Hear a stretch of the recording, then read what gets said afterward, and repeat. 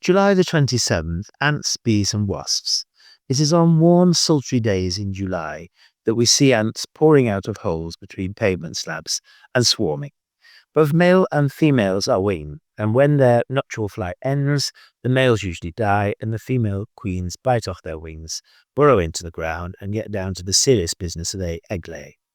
It is usually the common species of black ants we tend to see in streets and gardens, but other red and yellow species are found on heaths, woodland and meadows.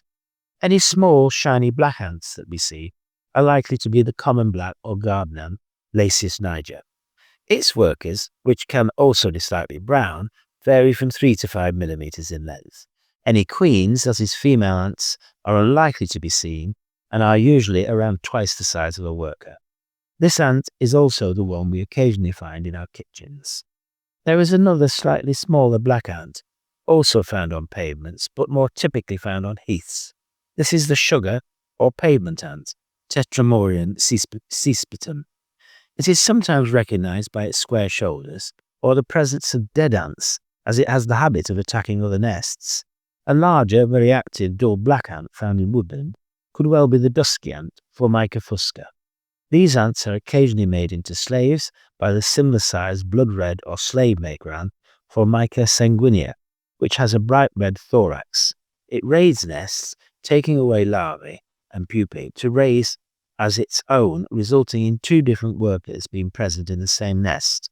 Another medium-sized black ant found in London woodland is the jet black Lasius fuliginosus, which can be recognized by its heart-shaped head and yellowish legs.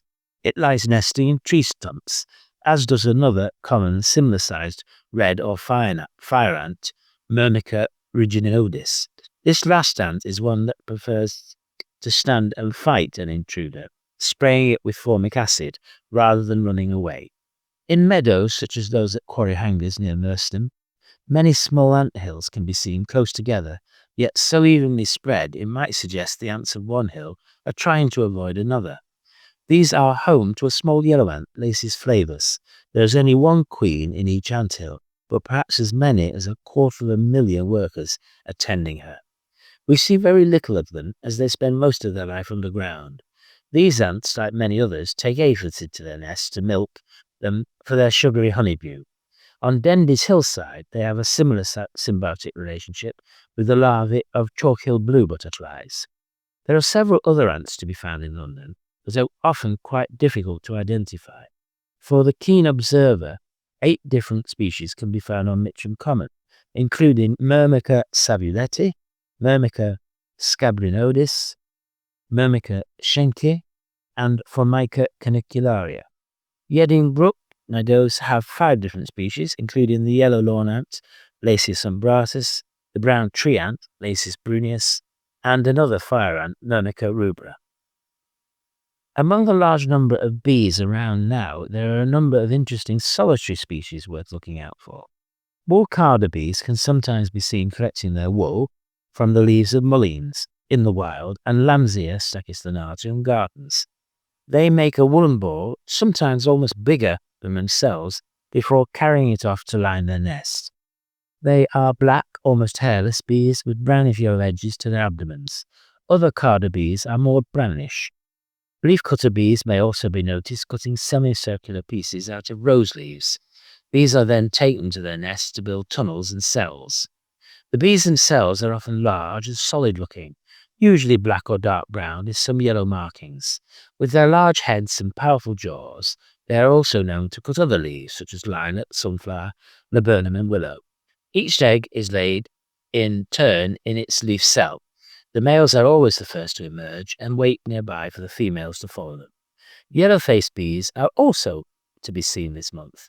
They tend to look like shiny black wasps that behave like bees.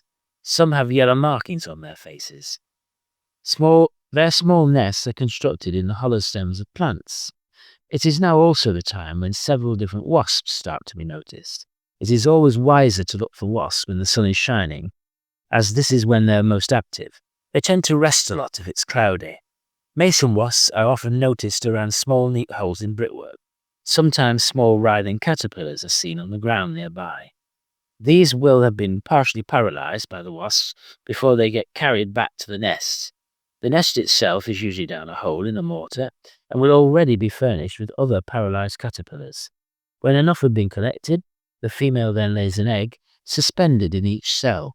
When these hatch, they will have enough live food to eat to last them through the whole of their pupation, although it will not be until next year that the new adults will emerge. Near new nests, it is always worth looking out for ruby-tailed wasps. These are parasitic wasps that tend to hang around watching the activities of mason wasps. At the moment the female wasp goes to seal her cells, the ruby-tailed wasp intervenes and lays one of her own eggs in the cell. When this hatches, it not only eats the mason wasp's egg, but also any larvae present.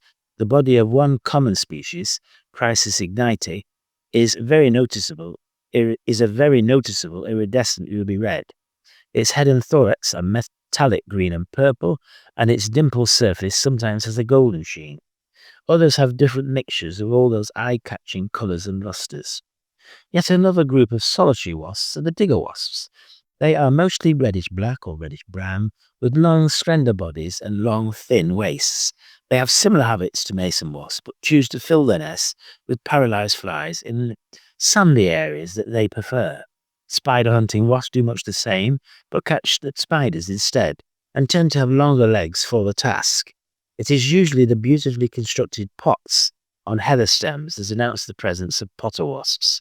These wasps themselves have distinctly curved abdomens and also collect paralysed caterpillars, in this case destroying the pots. If the wasp seen has a black tip to its orange abdomen, it could well be a sand wasp. Like many other solitary wasps, they're seen on sandy heaths, in this case dragging a paralysed caterpillar along the ground again to bury it beside one of its eggs in a burrow. Hornets are our largest British wasp, with a correspondingly frighteningly loud hum.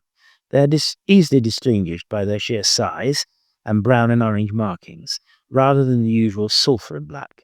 Although fearsome looking, their bad reputation is largely undeserved. They tend to be docile creatures, rarely stinging humans. They are, however, formidable predators of other insects, thinking nothing of taking on butterflies, dragonflies, or even other wasps. Although armed with a powerful sting, they prefer to bite the head off their victims. Lastly, going largely unnoticed are the tiny dull-coloured gall wasps, such as the oak-apple gall wasp, Biorhiza pallida. These adults are now emerging in vast numbers from oak apples all over London. A good place to look for different wasps and bees is Hounslow Heath, where over 100 different species have been recorded.